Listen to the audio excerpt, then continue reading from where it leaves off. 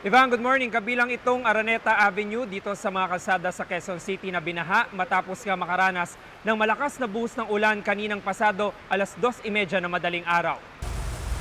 May punto pang halos mag-zero visibility gaya sa FPJ Avenue maging sa Quezon Avenue. Sa EDSA Balintawak, pabugso-bugso rin ang pag-ulan.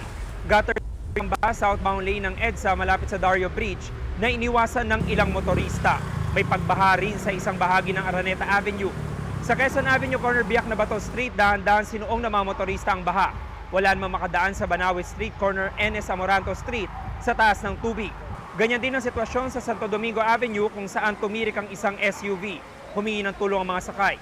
Pinagtulungan itong itulak ng mga nagmalasakit na motorista. Ligtas ang 4 na sakay na magkakabarkada na galing sa Maynila at pauwi na sa Novaliches.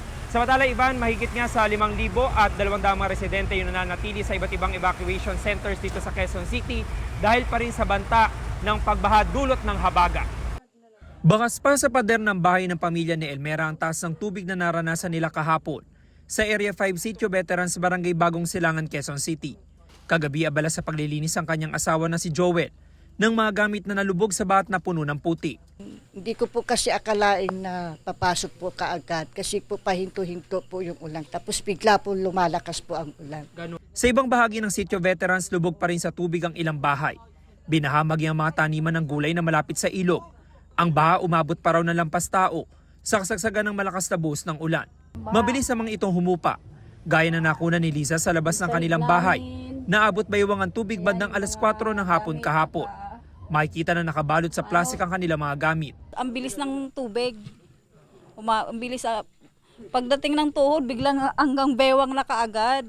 Kaya ayun, nagpanik na kami. Yung mga aso namin, lahat kami may tumulong naman mga rescuer na pumunta dito. Kaya napabilis yung paghakot ng mga kapitbahay din namin. Nakastandby sa lugar ang ilang rescue boats kung sakaling kakailanganin ulit ng mga residente. Nananatili naman sa Bagong Silangan Elementary School ang mahigit 2,000 residente, katumbas ng halos 500 pamilya.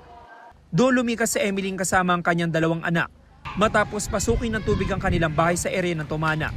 Umabot pa raw hanggang baywang ang taas ng tubig. Mahirap po sa amin kasi pag lugar na pagkatapos na mahirap paglinis po eh. Puro putik po. Tapos lilinisin mo pa buong bahay nyo. Kasi lahat na putik nandun na eh. Lahat na dumi, lahat na plastic, lahat na nasa bahay na, loob na ng bahay. Lumikas din ang kapitbahay niyang si Gaide kasama ang 3 anak na babae. Mabilis lang po tumaas yung tubig kaya hindi po ang ibang gamit po namin hindi po namin naisalba. Mahirap po talaga lalo po ngayon walang masyadong kita yung asawa ko. Sa tala ng Quezon City Government hanggang alas 9 kagabi, umabot na sa mahigit 5,200 residente, katumbas sa mahigit 1,400 pamilya ang lumikas sa mga evacuation center sa 15 barangay. Ang mga residenteng palagi na lang ganitong sitwasyon kapag masama ang panahon.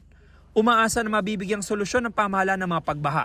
Sana magawa na yung creek para hindi na kami babain lagi. Sana po na matupad po yung inaasam-asam po namin lahat na hindi na po bahain yung lugar namin.